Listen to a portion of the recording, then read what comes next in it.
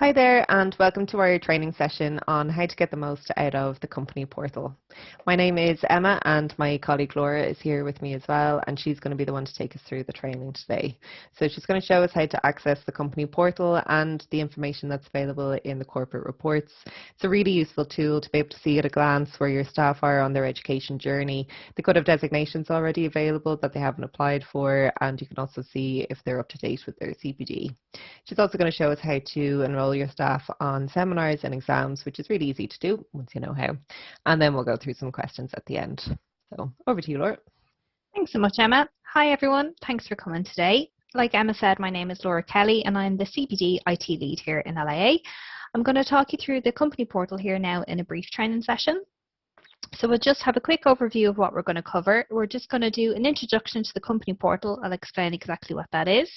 Then I'm going to do a full demo on our corporate reports, and I'll take you through the membership, seminar and events enrollment process. And like Emma said, we'll have time for a quick Q&A at the end.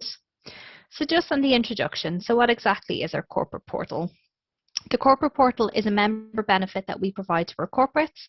It's accessed through the Your LIA section on the LIA website, and it has two main functions. The first is our reporting function. So this will show you your staff's learner history, compliance history, and it's basically going to provide you with a full history of your staff member from when they joined LIA through to present day, exactly where they are. And then the second part of the company portal is the processing function. So this is where you can manage your staff's membership, or you can enroll for exams or seminars on behalf of the member. Just to note that your staff member will need to have the company name as their employer on their LIA profile. This will just make sure that you have access to their data and you can enroll on behalf of them. So then where can you sign up, or how can you sign up? If you're not already registered, it is a very simple process to do. The first thing that you'll need to do is just make sure that you have a profile set up with ourselves. So you can do this on the LIA website, and it's just the sign up button. Once you've accessed that, and once you have a membership number assigned to you, we're going to provide you with a form which you can fill in, and this will allow you to confirm what features of the portal that you'd like access to. So everyone will have access to the reporting function, but you can choose to add the function to enroll members onto exams or provide their membership, pay for their membership on their behalf. It's really up to you, and you can change this as you go through. And I may refer to an LRO throughout this training session, so just to explain exactly what that is. The LRO stands for the LIA Relationship Officer, and the LRO will be the main point of contact between the corporate and LIA.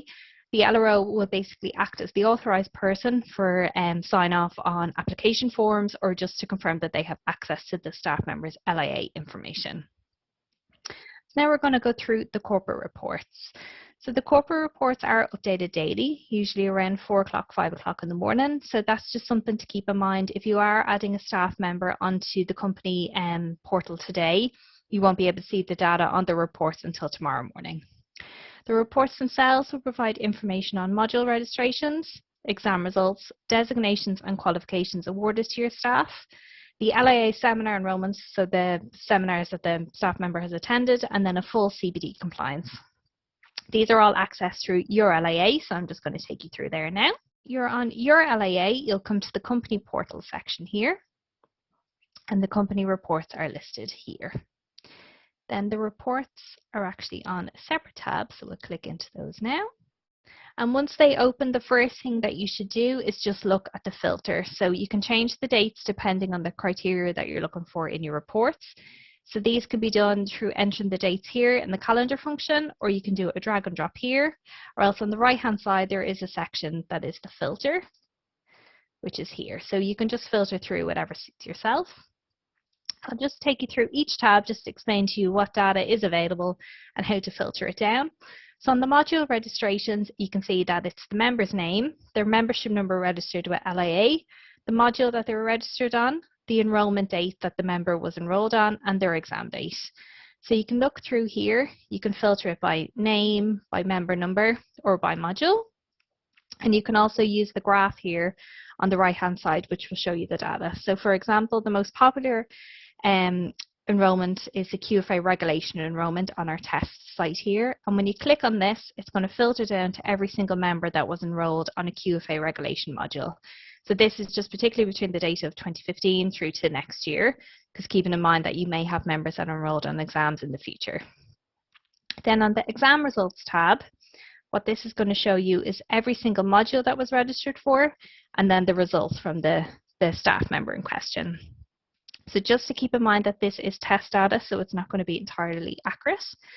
And the way that it works, it will show you every single module that was enrolled on by your staff member, and then from there you can filter down just to see each member, the result for that particular module on that particular date. So for example, if we look at the DC Pension Trustee Principles module, this is the one that was held in January 2020. And we click on that, it's going to filter down to the member that was enrolled. You will see a pass, a fail, or a did not sit for most members.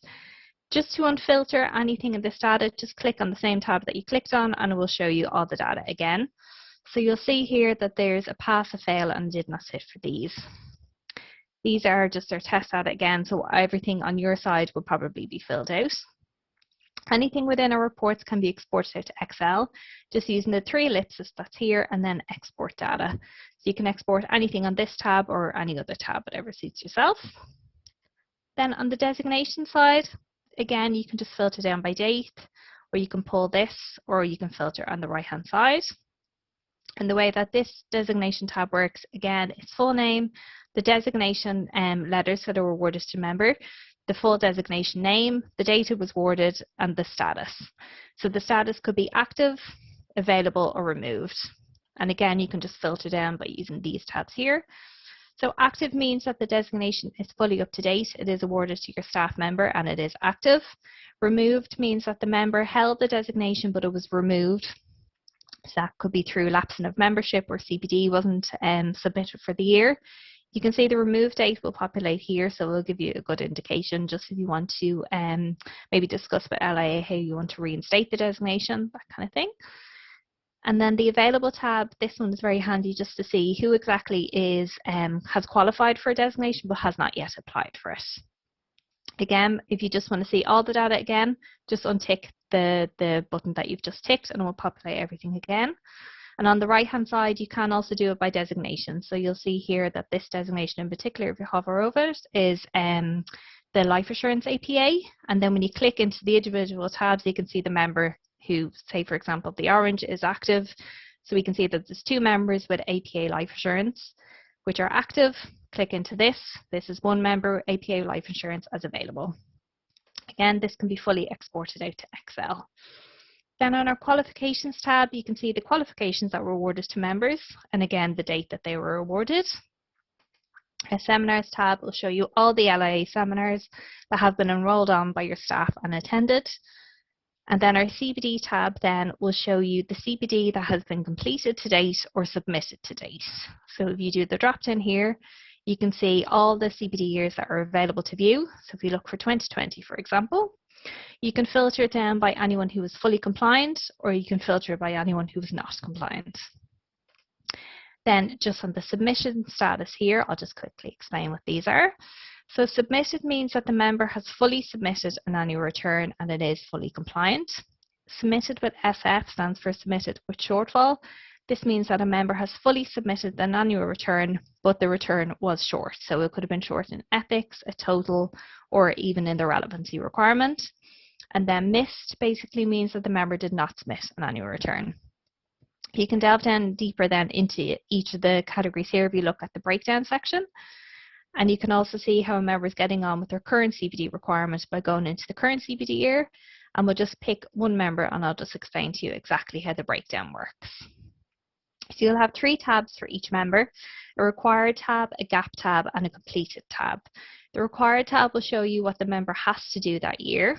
The gap will show you what they've done to date, so what exactly is missing, and what's completed is what they've done so far. So in the required tab, you'll see that this member in particular has 1 hour to do in MCC1, which is life assurance, 1 hour to do in ethics, and 15 hours total.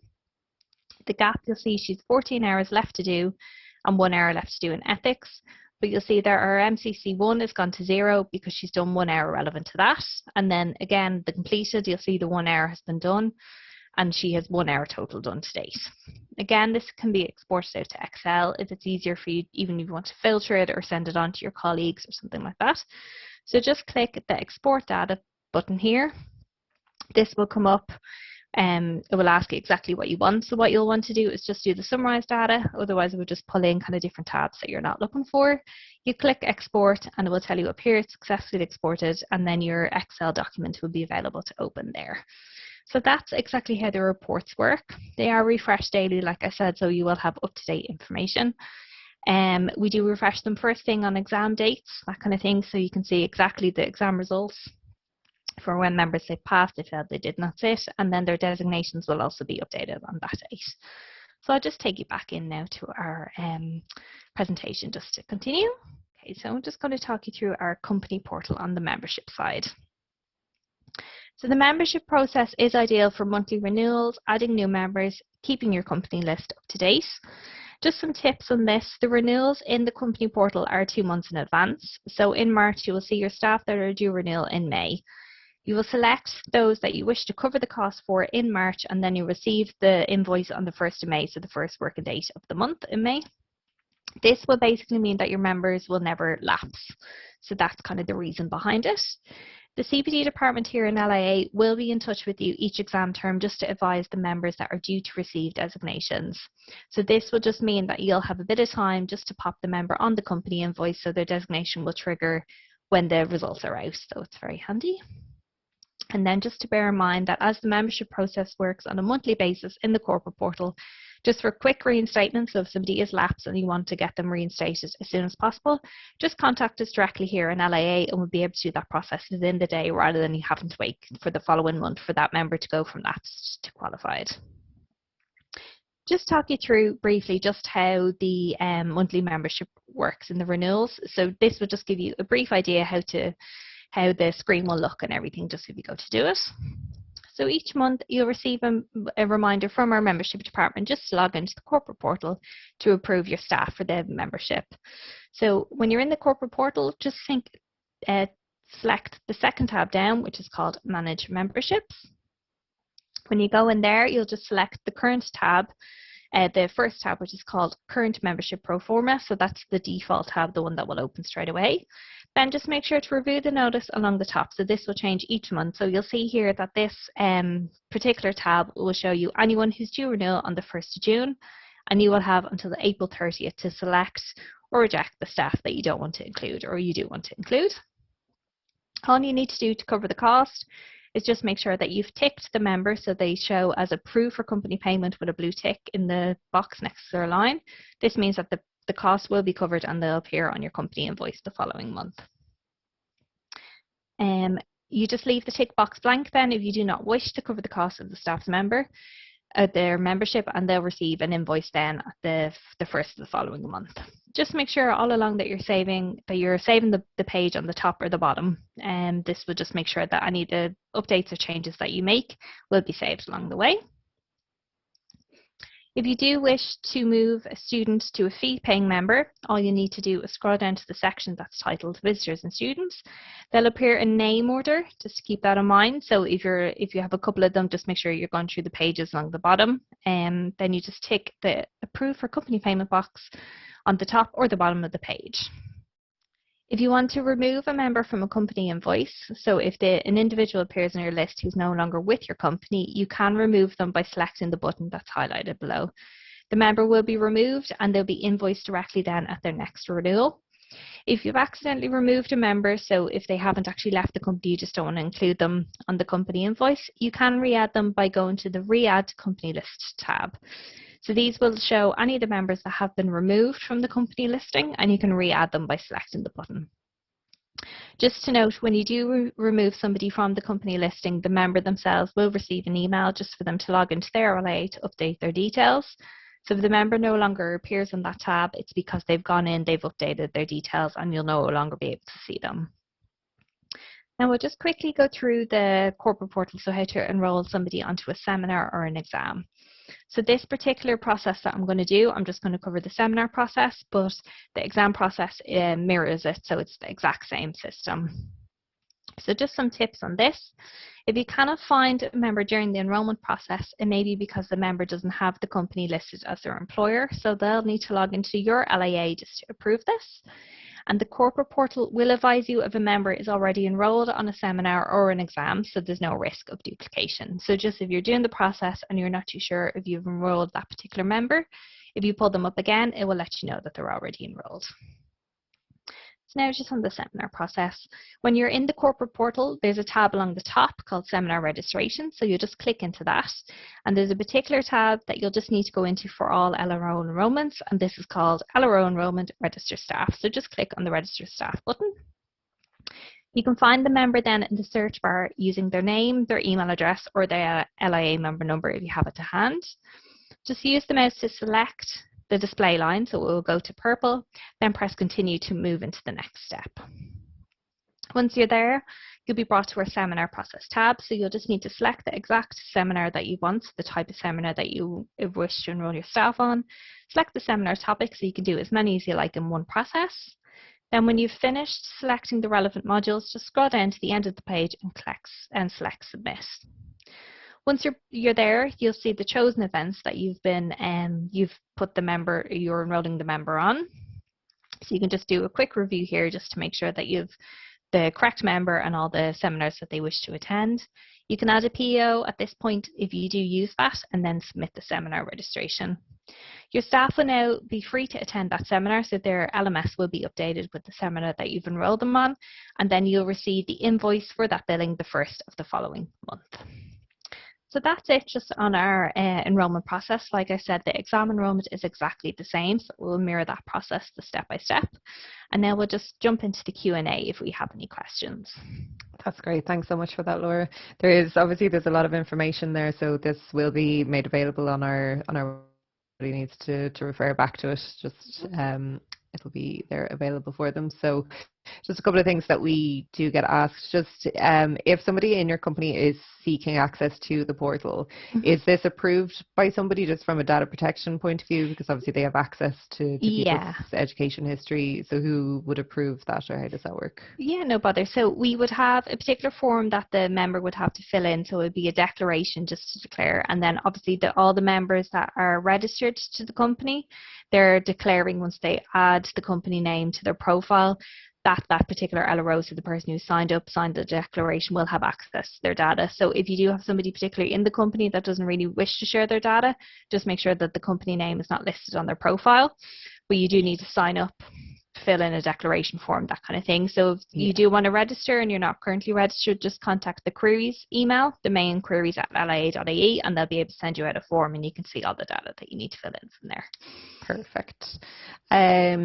If I'm a member, but I don't have access to the portal, do I need a new login to access the portal?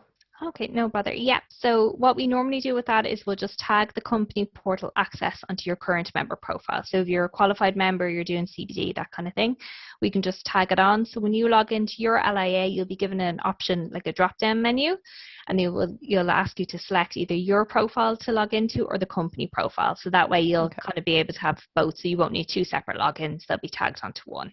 Okay, perfect. And just final question then, can you see a breakdown of the CPD completed by each member? No, not at the moment. So just you have to kind of keep in mind the amount of data that would kind of include. So if each member has to do 15 hours of CPD, there would just be a lot of data built into the reports to show you the breakdown of each. And just by the central bank kind of point of view, just for regulation, all we need is a quick summary. So you'll just need to see what the requirement is, what the member has done to date, and then the gap to kind of meet the requirement. So the kind of need for an individual breakdown of each CPD is not really there. But if you ever need that, you can contact the CPD department directly and we'll be able just to confirm that for you. Perfect. Okay. Great. Yeah, that seems to be all the questions. So thanks for that, Laura. As I said, we have recorded the session, so it'll be available on our website, so you can refer back to it as and when you need to, whenever you go to actually use the portal.